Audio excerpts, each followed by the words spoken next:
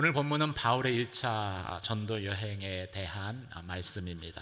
1차 전도 여행의 출발지는 수리아의 안디옥입니다. 지도를 보시기 바랍니다.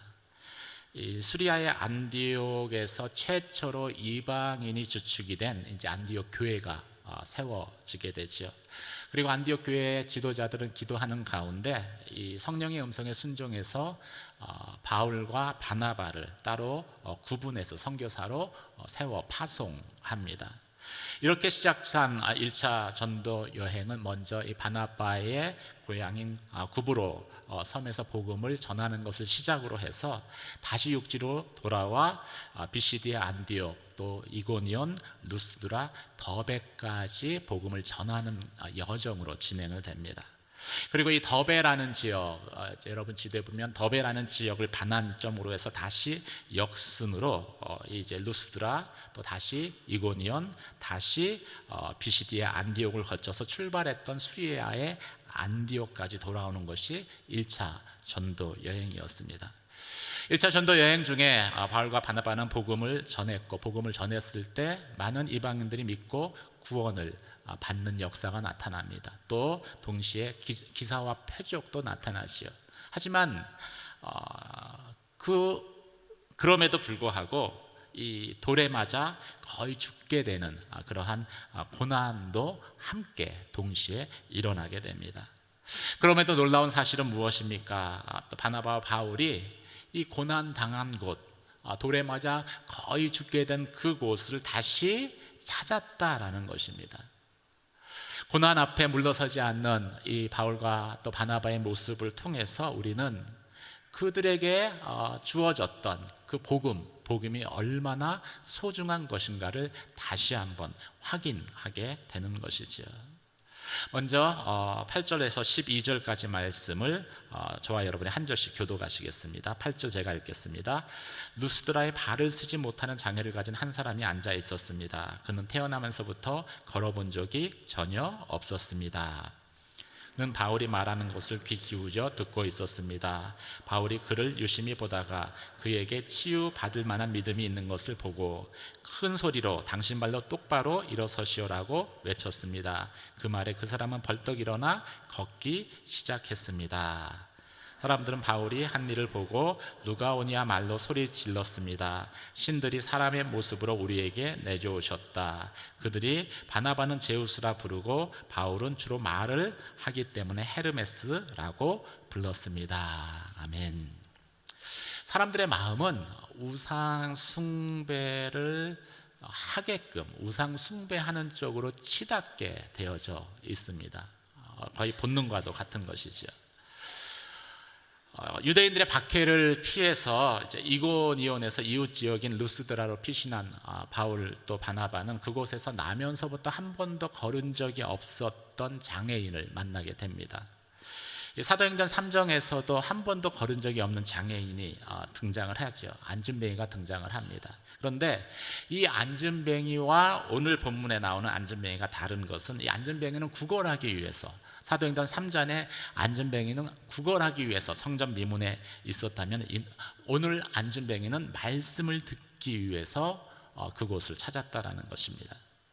사도 바울은 그 안진뱅이를 주목해서 보았습니다. 그리고 그 사람 안에 그 치유 받을 만한, 또 구원 받을 만한 믿음이 있는 것을 발견합니다.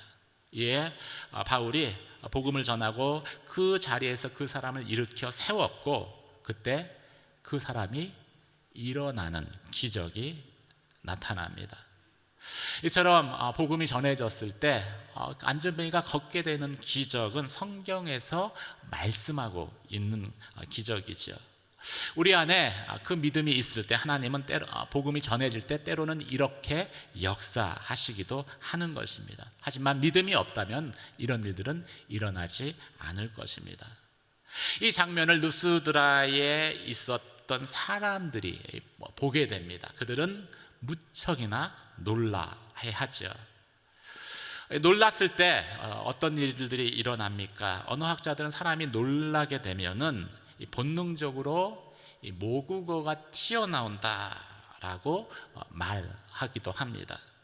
당시의 공용어는 헬라어였습니다. 그래서 루스드라의 사람도 평상시에는 헬라어를 썼는데, 이 갑작스럽게 이 충격적인 장면을 목격하게 되니까 이 본능적으로 이 방언인 모국어인 누가 오냐 말로 이렇게 외치기 시작하는 겁니다.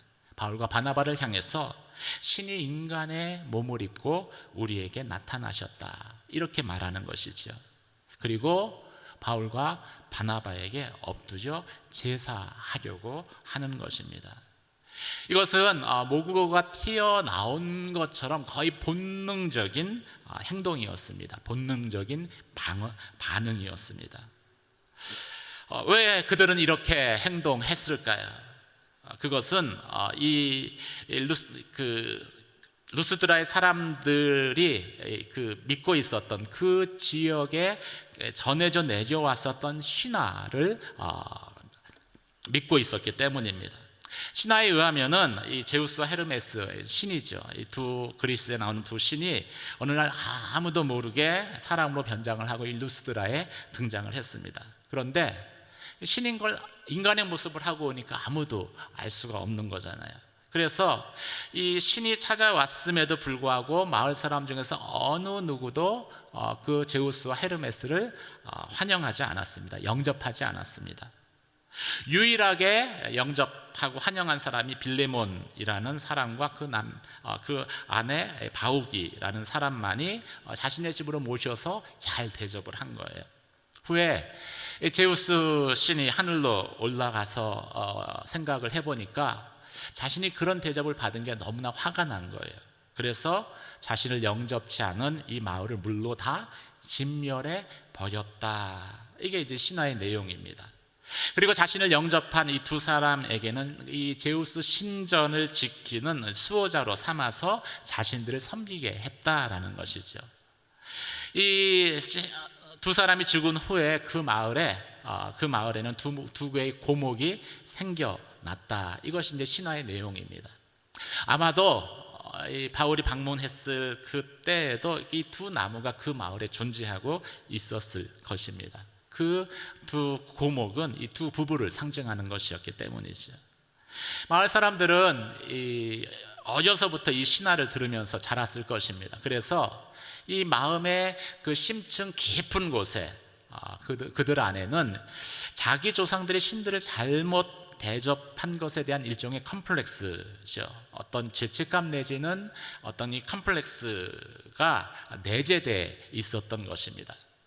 그런데 어느 날 갑자기 바울과 바나바 두 사람이 나타나서 나면서부터 이 안전뱅이를 일으키는 기적을 그 앞에서 행한 거예요. 그러자 이 마음속에 내재되어 있었던 그 본능이 작동을 한 것입니다. 혹시 과거의 신화의 주인공인 제우스와 헤르메스가 다시 나타난 것이 아닐까라고 생각을 해서 이 바울과 바나바를 향해서 경배하기 시작을 한 것이죠. 이것은 무엇을 보여주고 있습니까? 인간의 내면 깊은 곳에는 이 하나님, 신을 경배하도록 마련한 이 종교의 자리라는 곳이 존재한다는 것입니다. 하나님이 원래 자신을 예배하기 위해서 우리의 마음 한편에 둔 자리입니다. 그런데 인간이 죄로 인해서 하나님을 떠나게 되자 인간은 그것이 죄책감으로 인한 것이든 아니면 과거의 잘못에 의한 컴플렉스이든 아니면 이 심판에 대한 두려움이든 그 끊임없이 그 안에 있는 그 자리에 누군가 의지할 대상을 두려는 그런 본능을 가지게 되었다라는 것이죠. 만약 그 순간에 누군가가 복음을 제대로 전한다면은 그 자리에는 하나님이 자리할 것입니다. 하나님이 위치할 것입니다. 그런데 누군가가 복음을 전하지 않으면 인간은 본능적으로 그 자리에 하나님이 아닌 가짜신 우상을 두게 되어져 있다라는 것이지요. 우상이라는 것은 무엇입니까? 우상이라는 것은 인간 내면의 종교적 심성이 우리 안에 있는 잘못된 이기심, 탐심이죠. 또 연약한 감정과 결합해서 만들어낸 인위적인 그 조작물이 창조물이 바로 우상인 것입니다. 본래는 이 자리는 하나님을 섬기라고 둔 자리였습니다. 그런데 그 자리에 우상을 두게 됐을 때 그것으로 인해서 인간은 점점 하나님으로부터 멀어지게 된다라는 것이죠. 그래서 하나님께서는 우상 숭배를 가장 싫어하십니다. 성경 전체를 볼 때 가장 싫어하는 죄가 바로 우상 숭배입니다. 십계명의 제1계명이 무엇입니까? 내 앞에 다른 신을 두지 말라는 거예요. 그럼 제2계명은 무엇입니까? 너를 위해 새긴 우상을 만들지 말라라는 것입니다. 이 두 가지 계명이 각각 별개인 것 같지만 실제 우리의 삶에서는 이 두 개가 같이 결합해서 나타나기도 하죠. 사랑하는 성도 여러분, 영적인 중립지대는 우리의 마음의 영적인 중립지대는 없습니다. 사람은 본능적으로 누군가를 의지해야만 살 수 있는 존재입니다. 나는 어떤 신도 믿지 않는다. 나는 무신론자다. 나를 믿는다. 이 무신론도요, 자신을 신의 자리에 둔 것입니다. 왜냐하면 마음의 중립지대는 없기 때문입니다. 따라서 우리가 복음을 전해야 할 때 그 대상에게 복음을 전하지 않으면요, 그 사람들은 자연스럽게 하나님 대신 우상을 그 자리에 두고 섬길 수밖에 없는 거예요. 우리 안에는 그러한 죄의 경향성이 있기 때문입니다. 여러분 주위에 참 그 연약함 가운데 뭔가 의지할 대상을 필요로 하는 사람이 있다면 바로 그때가 그 사람에게 하나님을 전할, 예수 그리스도를 전할 하나님의 때인 것입니다. 그때를 놓치지 않고 예수 그리스도를 증거하는, 담대하게 복음을 전하는 믿음의 삶을 살아가는 저와 여러분이 되시길 주님의 이름으로 축원합니다. 오늘 본문 말씀 가운데 그 루스드라의 사람들이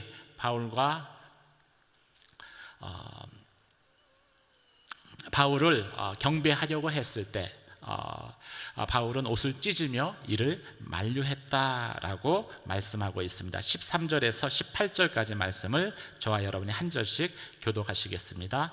도시 밖에 있는 제우스 신전의 제사장은 황소들과 화환들을 성문 앞으로 가져왔습니다. 사람들과 함께 그들에게 제물을 바치려는 것이었습니다.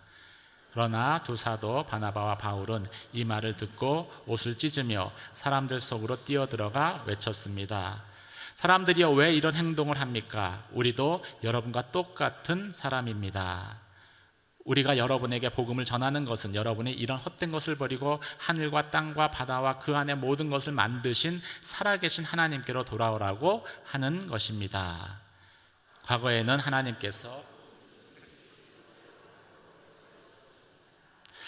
그렇다고 하나님께서 그분의 존재를 증언하시지 않은 것은 아닙니다. 하나님께서는 자비를 베풀어 하늘에서 비를 내려 때가 되면 열매를 맺게 하시고 넉넉한 양식을 공급해 여러분의 마음을 기쁨으로 가득 채워주셨습니다.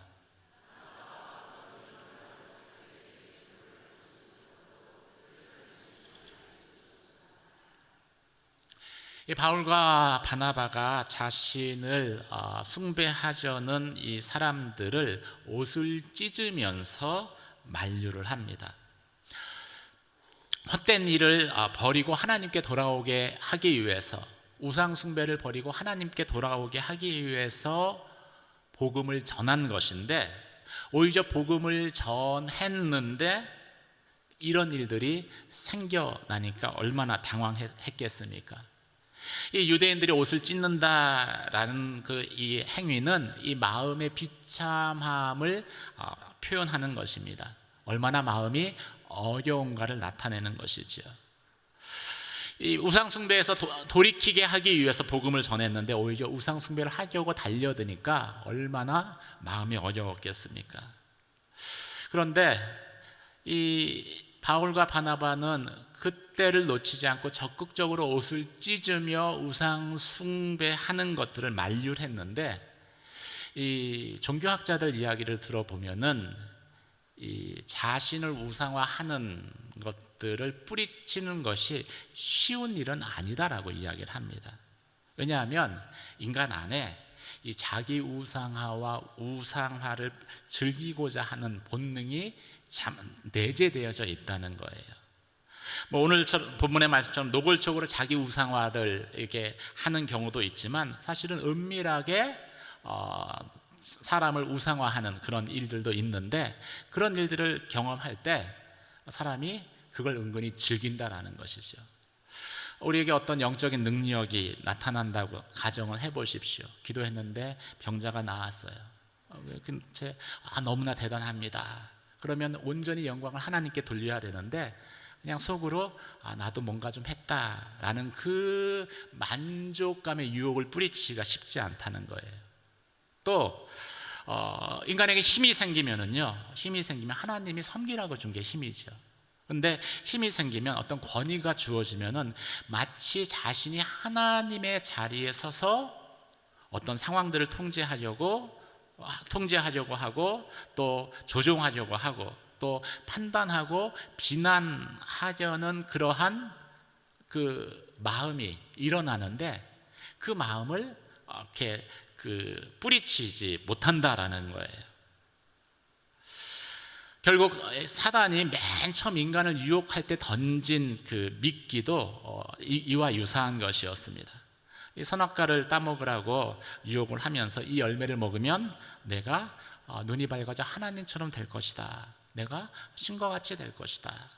그 유혹을 뿌리치지 못하고 결국 아담이 선악과를 따먹어 버리잖아요. 그런데 그 창조 때 유효했던 그 사단의 전략이 지금도 먹힌다라는 거예요. 그것은 우리 안에 이 자기 우상화를 이렇게 즐기려는, 또 자기를 높이는 가운데 주어지는 만족감을 즐기려는 그러한 우리 안에 본능이 있다라는 것이죠.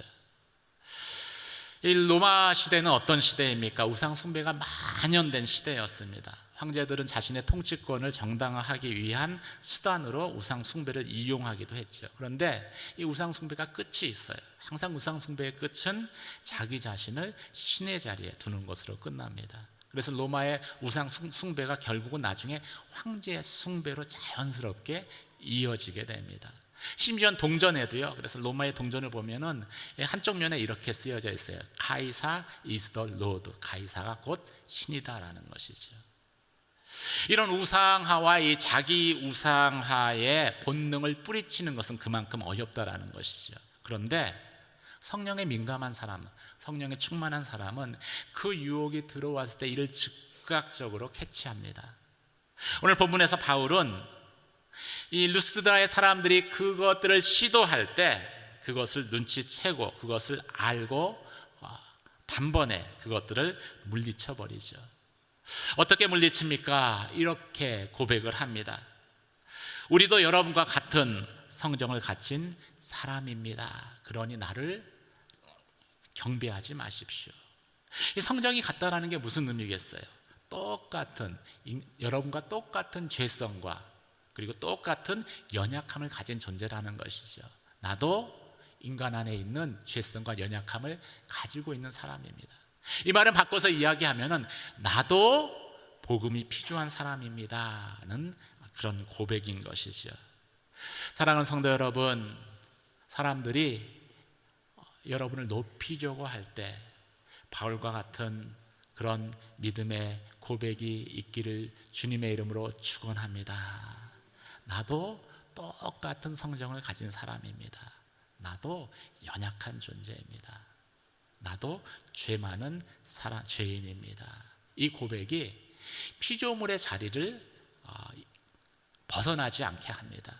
그리고 이 피조물의 자리를 벗어나지 않을 때 하나님을 하나님 되게 할 수 있습니다. 오늘 본문의 말씀 가운데에서 바울은 이 고백 이후에 하나님을 소개합니다. 살아계신 하나님, 그 하나님은 천지와 바다와 만물을 지으신 분이십니다. 하나님에 대한 많은 설명을 할 수 있음에도 이 창조하신 하나님을 이야기한 것은 성경에 대한 지식이 없는 이방 사람들이다 하더라도 하나님에 대해서 이해하는 가장 일반적인 방법이 창조하신 하나님을 말하는 것이었기 때문입니다. 이 하나님을 소개함으로 인하여서 스스로 우리가 피조물 되었다는 것을 언급을 한 것이죠. 사랑하는 성도 여러분, 우리의 영적 싸움은 무엇일까요? 그것은 궁극적으로 우리의 외부에 있는 적과의 싸움이기보다는 우리 안에 있는 내 안의 죄성과의 싸움입니다. 끊임없이 하나님의 자리에 우상을 두려는 내 안의 탐심, 끊임없이 하나님 대신에 내가 그 자리에 서려고 하는 우리 안에 있는 교만함과의 싸움인 것이죠. 사람들은 내가 가진 힘을 보고 또 내가 가진 능력을 보고 우리를 높이려고 할 것입니다. 하나님을 높이는 대신에 우리를 높이려고 할 때 우리는 영적으로 깨어 있어야 하는 것이죠. 그리고 나를 높이는 것이 아니라 나에게 은혜를 주시고 능력을 행하게 하신 하나님을 높여야 하는 것입니다. 사랑하는 성도 여러분, 항상 하나님 앞에 연약한 피조물 되었음을 고백하는 저와 여러분이 되시길 주님의 이름으로 축원합니다. 우리는 신이 되어서도 안 되고요, 신의 위치에 가서도 안 되는 존재이기 때문입니다. 하나님의 역할을 하려고 해서는 안 되는 존재입니다. 우리가 피조물의 자리에 있을 때 우리는 비로소 나를 구원하신 하나님을 소개할 수 있기 때문이지요. 복음을 복음되게 전할 수 있기 때문입니다.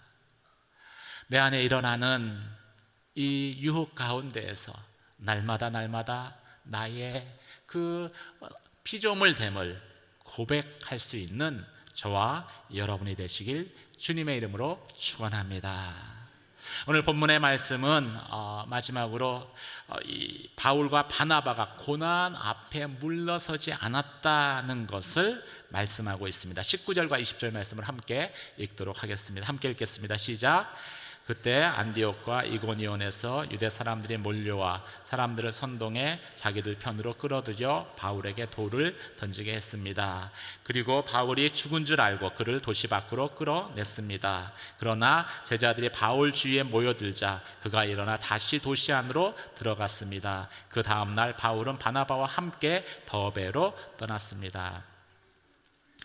이 안디옥과 이고니온에서 온 유대인들이 이 뉴스드라의 사람들을 부추겨서 바울과 바나바를 대적해 했습니다.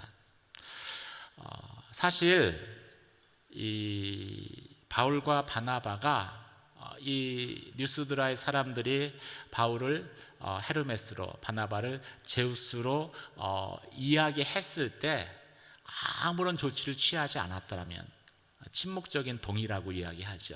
그냥 그거에 대해서 긍정도 부인도 하지 않았더라면 그들은 바울을 또 바나바를 감히 대적하지 못했을 것입니다. 아무리 이고니온에서 온 유대인들이 부추겨도 바울과 바나바를 향해서 돌팔매질을 하지는 못했을 것입니다. 신을 대적하는 사람은 없기 때문이죠. 그런데 바울과 바나바가 스스로 자신을 까버렸어요. 실수로 자신을 오픈을 해버렸습니다. 나는 여러분하고 똑같은 그러한 성정을 가진 사람입니다. 연약한 존재입니다. 죄 많은 죄인입니다. 그럴 때 그 말을 하는 순간 이들이 신의 위치에서 이 마술사의 위치로 강등되게 됩니다. 그 당시에 이런 기적을 행할 수 있는 존재는 두 존재였어요. 하나는 신, 하나는 마술사. 마술사는 속임으로 그렇게 하겠죠. 그런데 신에 대해서는 경외하지만 이 마술사에 대해서는 약간 비하하는 분위기가 있었습니다. 그래서 이 안디옥과 이고니에서 온 그 유대인들의 그 충동에 넘어갈 수 있었던 것이고, 그 충동에 넘어가서 바울을 향해서 돌팔매질을 할 수 있었던 것이죠. 죽을 정도로 돌에 맞습니다. 그리고 거의 죽을 정도가 되었을 때 이제 이 뉴스드라의 사람들은 바울을 성 밖으로 내어다 버리게 되죠. 근데 놀라운 복음의 역사가 거기서부터 시작됩니다. 안전뱅이가 일어나는 것과 다른 복음의 역사입니다.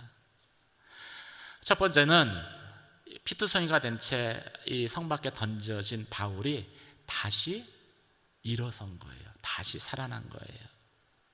이 당시의 장면을 바울은 회고하면서 고린도 후서에서 이렇게 고백합니다. 고린도 후서 11장 23절 24절 말씀을 함께 읽도록 하겠습니다. 시작. 그들이 그리스도의 일꾼입니까? 내가 정신 나간 사람처럼 말합니다만 나는 그 이상입니다. 나는 수고도 많이 하고 매도 수없이 맞고 감옥 사이도 많이 하고 죽을 고비도 여러 번 넘겼습니다. 유대 사람들에게 40에 하나 감한매를 5번이나 맞았고 매도 수없이 많고 수없이 매를 맞아서 또 돌팔매질을 당해서 죽을 정도가 됐는데 그 죽은 줄 알았던 바울이 다시 일어선 것입니다. 어떻게 일어설 수 있었겠습니까? 바울에게는 아직 해야 될 사명이 있었기 때문에 하나님이 일으켜 세우신 것이죠.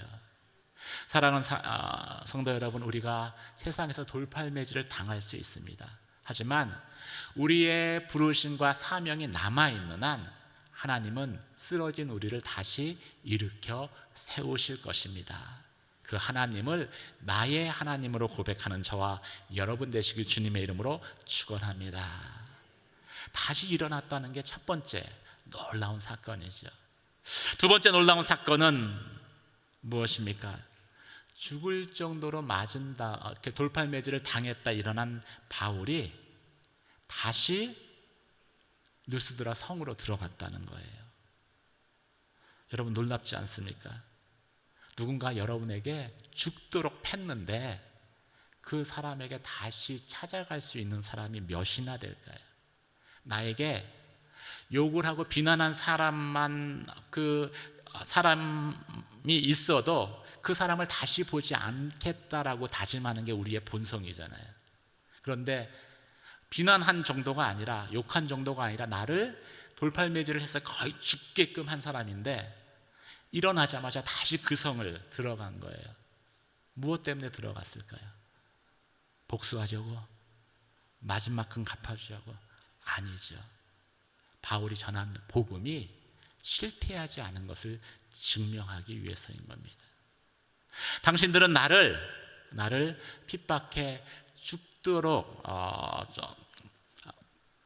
돌팔매질을 했지만 하나님이 나를 다시 살리셨다. 나의 하나님은 그런 하나님이다 증거하기 위해서인 것이죠. 다시 그 성을 찾은 것이 두 번째 놀라운 사건입니다. 세 번째 놀라운 사건은 이제 그 다음날 더베로 간 바울이 더베에서 복음을 전하고 처음 방문했었던 그 지역들 역순으로 다시 방문한 것입니다. 그 지역은 바울을 핍박했었던 핍박자가 있는 곳이었습니다. 물론 복음을 통해서 구원받은 사람도 있지만 핍박자가 있는 곳인데 그 핍박했던 사람들이 있는 그곳을 다시 찾았다는 것은 무엇을 의미하겠습니까? 복음은 핍박 앞에 물러서지 않는다라는 것이죠. 적어도 바울이 증거했던 복음은 고난 가운데에서 물러서지 않는 그러한 복음이었던 것입니다. 우리가 어려운 일을 당하고 또 돌팔매질을 당하고 나를 싫어하는 사람이 있으면요, 그곳은 쳐다보고 싶지도 않은 것이 인간의 본능입니다. 그런데 그 지역을 다시 방문하게 한 것은 그래서 바울이 본능을 이기는 더 강한 무엇인가에 이끌려서 그렇게 된 거예요. 그 강한 힘이 무엇이겠습니까? 바울에게 임한 성령의 능력입니다. 성령이 임하면 너희가 예루살렘과 온 유대와 사마리아 땅끝까지 이르러 내 증인이 될 것이다. 그리스도의 증인이 되는 데에는 고난 앞에서 두려워하지 않는 것이 포함되어져 있기 때문이죠. 21절과 22절 말씀을 함께 읽도록 하겠습니다. 21절 22절 시작. 그들은 그 도시에서 복음을 전한 뒤 많은 제자들을 얻게 됐습니다. 그러고 나서 루스드라와 이고니온과 안디옥으로 되돌아가 제자들의 마음을 강하게 하고 늘 믿음에 머물러 있도록 격려해 주었습니다. 또 우리가 하나님 나라에 들어가려면 우리가 마땅히 많은 고난을 겪어야 한다라고 말했습니다. 복음은 고난 앞에 물러서지 않습니다. 하나님 앞에 들어가려면 많은 고난을 겪어야 합니다. 인간의 본능은 고난을 회피하게 되어 있습니다. 고난을 피하고자 합니다. 그런데 우리에게 임한 복음, 그리고 복음의 능력은 그 본능을 거스려서 고난의 자리, 또 핍박의 자리를 다시 찾게끔 우리를 변화시키는 것이죠. 왜 그렇습니까? 내가 전하는 복음은 그렇게 능력이 있고 내가 전하는 복음은 그렇게 소중한 것이기 때문입니다.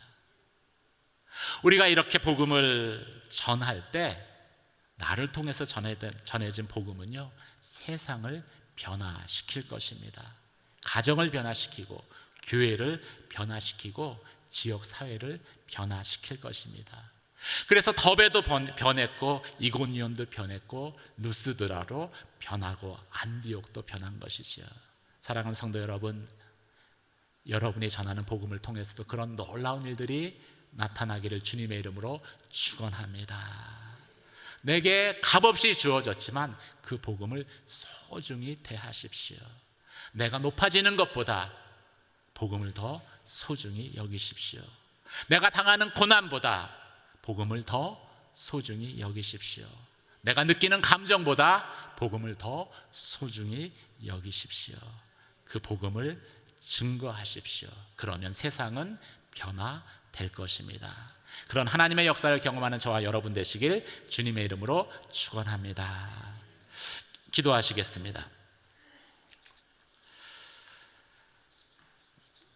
은혜와 사랑의 하나님 아버지, 값없이 복음을 주셨지만 이 복음은 내 감정보다, 내가 느끼는 감정보다, 내가 당하는 고난보다, 또 내가 스스로 높아지는 가운데 얻는 만족감보다 더 소중한 가치를 지닌 복음인 것을 고백합니다. 하나님, 바울이 고백했었던, 바울이 전했던 이 복음을 우리도 고백하고 증거하게 하여 주시옵소서. 이 복음을 통해서 참 루스드라가 변하고 더베가 변하고 이고니온이 변하고 안디옥이 변한 것처럼 나의 가정이 변하고 교회가 변하고 이 나라가 변화되게 하여 주시옵소서. 예수님 이름으로 기도드립니다.